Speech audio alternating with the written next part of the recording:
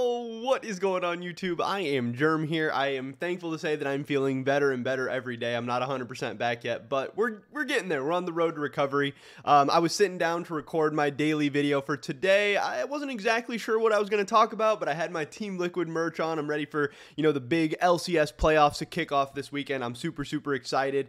But then all of a sudden, out of nowhere, just a couple of minutes ago, we got breaking news, massive breaking news coming out of the LEC, and then I automatically knew what I was going to be talking about, and I'm so excited, so glad that we're in this off-season mode, that we're in this time where we can be getting these huge breaking stories from so many of these awesome reporters and investigative journalists and all these guys out there.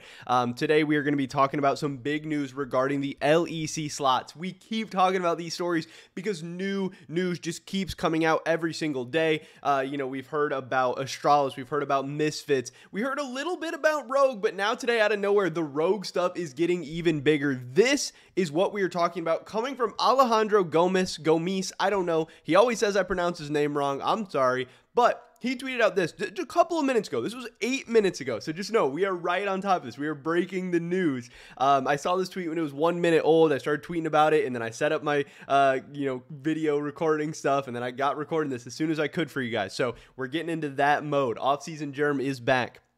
Sources: Koi has reached a verbal agreement to join the LEC with Rogue.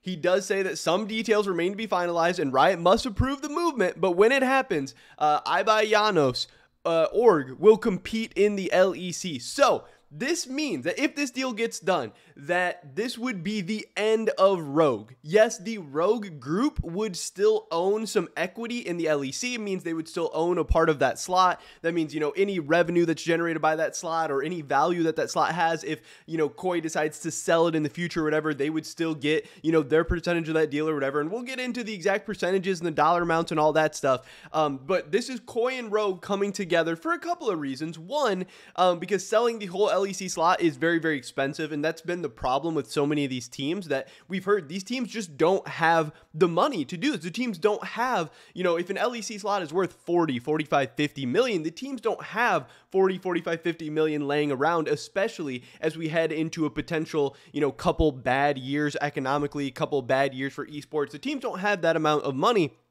to take that big of a risk right now. Some of them maybe don't even have that money at all, especially can't get it from investors because maybe investors are a little bit worried about esports and stuff right now. So by being able to come together or only buy like 50% of the slot or 40% of the slot or 80% of the slot or whatever, you can reduce the overall dollar amount while still, getting to take control of a team and getting your brand in. Obviously, Rogue will be wanting to use that Koi brand, that Koi name, logo, iBuy, all that stuff because they have a massive fan base.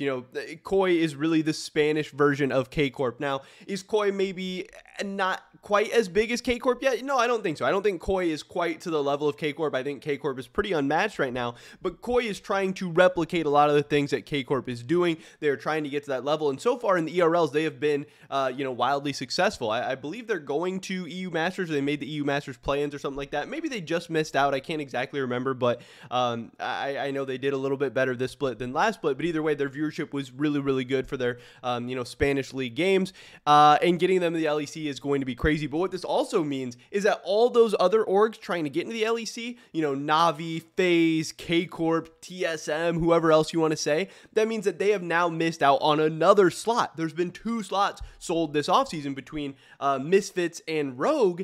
And now there's only so many slots to go around. There's only 8 more slots in total, and you got to imagine not all 8 of those slots are going to be getting sold. Obviously, teams like Fnatic and G2 and orgs like that are not going to be selling.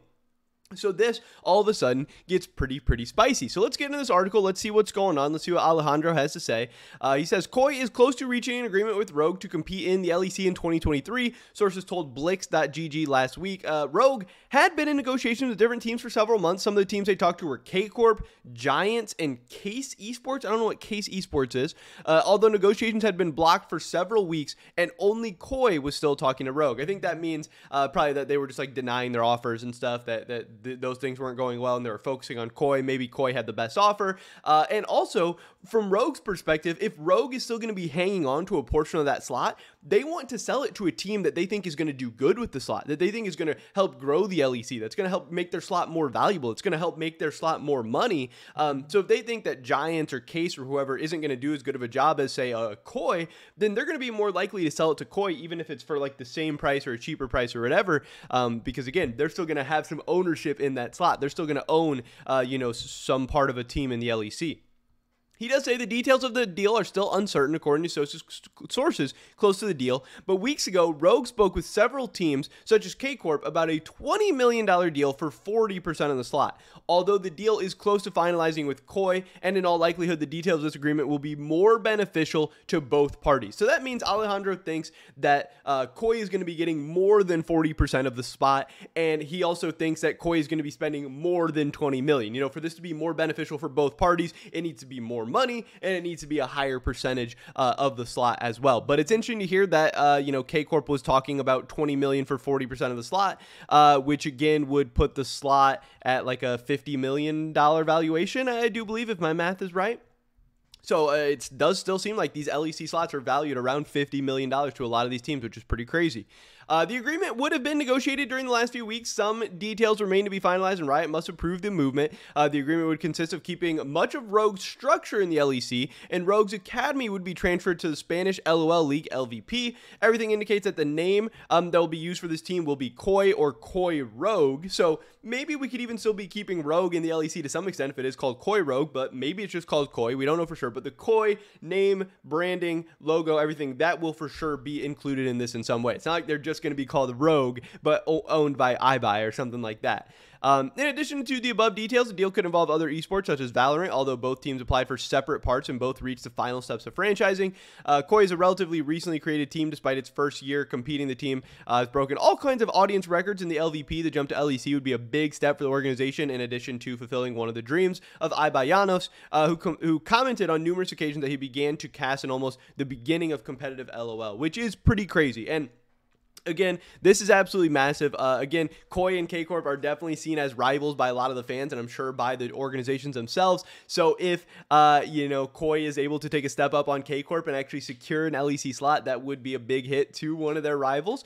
But this is definitely good for the LEC. Also, if you look at other teams that have come into the LEC, like BDS this past year, where they came in with a weak roster, where they came in, with one of the worst teams in LEC history. They came in with a really bad record. If Koi is able to team up with Rogue, and Koi comes into the LEC with Larson and Oduamne and Comp and Trimby, like this Rogue team that's already a team like competing for titles and competing for world slots, and you have an excited fan base that then gets to root for a winning team as well, that's just like an awesome, awesome recipe for exploding a fan base, exploding a viewership, exploding hype, because so much of the BDS hype and excitement, if there even was any, was killed by just how disgusting and terrible their team was. If a K-Corp, a Koi, whatever team comes in with an actual good roster, and they're able to take their existing fan base, bring in some new fans, and then be a good team that also gets some bandwagon fans, that's just going to make it all the more insane. And then if Koi's already competing for titles and going to worlds and stuff right off the bat, that's going to be huge. That's going to make acquiring this LEC slot all the more valuable. Like how much value has BDS gotten from owning that LEC slot this year?